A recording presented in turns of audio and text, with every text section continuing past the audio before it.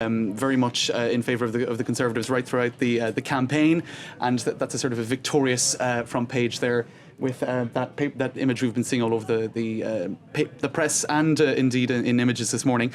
Moving on to the Sun, we don't have the front page. They've been having very anti-Gordon Brown front pages over the last few days, notably calling him a squatter in number 10 when he refused to leave. And here, Dave New World, a play on, I suppose, Brave New World. So that's quite an optimistic headline, perhaps not very representative of the big task ahead of him. Mr. Sargent, presumably quite expected from the tabloids. Oh yes, of course, particularly the Sun. I mean, if you remember, the Sun was the first one who came out in favour of the Conservative Party right at the moment when the Labour Party had their conference. That was in October or late September 2009. Right, and Murdoch press, so to be expected as well, and we'll have a discussion about that a little later as well. Daily Mirror, first of all, that was, as we were just saying, one of the only papers to support Brown. Goodbye and good luck is their headline. So they're one of the only papers, I think, to have a photo of Brown on the front page. Everyone else is leading pretty much with Cameron. If we move to the Daily Telegraph, Cameron PM is their headline, with the smiling first couple, I suppose, on the front page. And in the editorial, they say the forging of this coalition has ended one of the most unsettling episodes in modern political history. The country was crying out for a stable government, which Cameron will provide. And they say also that we suspect that voters will have looked at the events of the last few days and the way in which the Conservatives dealt with the negotiations back and forth between the Lib-Lab negotiations with dignity and with maturity, and that there will, I suppose, be somewhat reassured by that. And we'll have a quick look at a cartoon they have on the front page as well. The problem with the Lib Dems is that you never know what you get. And I suppose this is a reference to the fact that there was so much back and forth over the last few days, with a sort of a flea-ridden dog there. I think that's flip-flop. Flip-flop, exactly. But perhaps a bit unfair to be depicting them as flea-ridden dogs. Now we'll move on to The Guardian, from the right to the left, I suppose, of the political spectrum. Cameron moves in. And again, you've got the photo of number 10 with just the heads there, but there is the rest of them at the other side. The bump, exactly.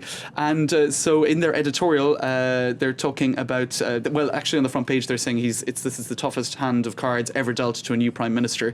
So they're being somewhat more circumspect than the Daily Telegraph. And in the editorial, it's entitled Sweetening the Pill. And that's a reference to the Lib Dems, who they say are sweetening the pill of a Conservative government. And concessions such as, the Conservatives wanted to increase or in some way strengthen inheritance tax, that might now be abandoned. Also incentives for married couples, that might also go by the wayside due to the Liberals' influence, and that all of these concessions will have, the value of the Liberal Democrat input will be felt all the better. So. And I guess that's the focus in the next few days, exactly what kind of policy influence the Lib Dems will have. Yes, of course, and what is very important in the next few weeks, or perhaps the next few months, will be the sort of extraordinary budget time. And we know that the Conservatives want to introduce a special budget because, of course, there is the mountain of debt and the credit crunch to a large extent, £161 billion, which is in fact the size of the deficit. And we know that this will be the time when we see if the Conservative and this Lib Dem government is worth its mettle. Right, and indeed the negotiations there, and that's being picked up on the front page of The Independent, brokered Britain. I suppose that deal still being hammered out in terms of budgets and etc. And that's a reference, of course, to Cameron's expression "broken Britain." I suppose a reference to debt and all of the rest of it. And inside, Donald McIntyre, who's one of their commentators, says that Labour will now have to relearn the habits of opposition, and that the big figures, the ruling quadrangle of the last 13 years, that's Blair, Brown, Peter Mandelson, I suppose the éminence grise, as the French would say, or the kind of dark cardinal. That's more a French reference, actually. But anyway, and Alistair Campbell, who was never elected, should keep out of sight, signalling that a new era is going to come in, I suppose, perhaps with Miliband or whoever might incarnate that. And if we, I suppose, just picking up on Alistair Campbell, he appeared on Sky News. Murdoch owned Sky News in the last few days, and actually they're talking about this in The Independent as well, wondering whether his appearance alongside Adam Bolton, who is a political correspondent or political editor, did it point to a lack of impartiality on Sky News, which is bound by impartiality laws in the UK. And indeed, Murdoch is known to be unhappy about that. He'd like to introduce his own, I suppose, version of Fox News into the UK. And so they're talking about whether or not presenters such as Bolton and and others have not been displaying a certain degree of bias. And we'll have a look at a clip actually which shows Bolton laying into Alistair Campbell.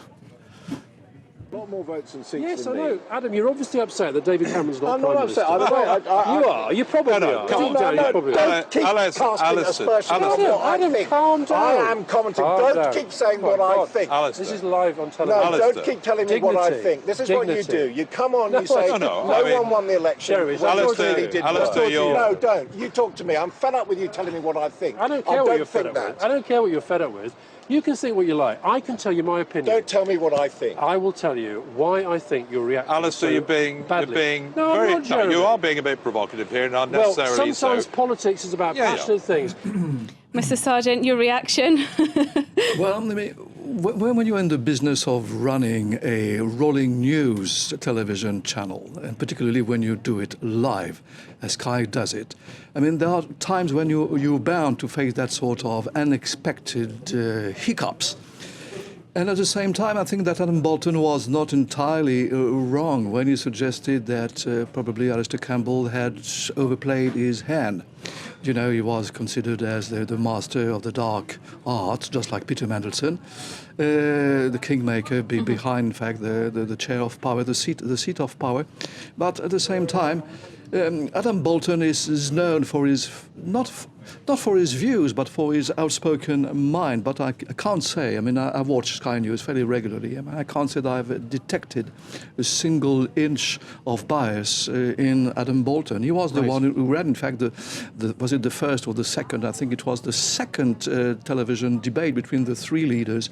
I mean, no one, in fact, criticised Adam Bolton at all for lack of impartiality. So perhaps it was just more personal chemistry between these two characters more than any display of bias. Absolutely.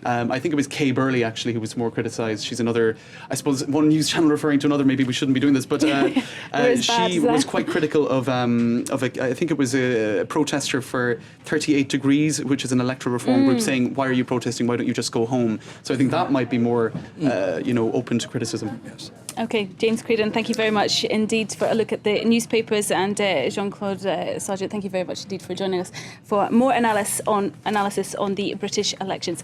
Let's move on now and get some other news in brief. Pope Benedict XVI has made some of his strong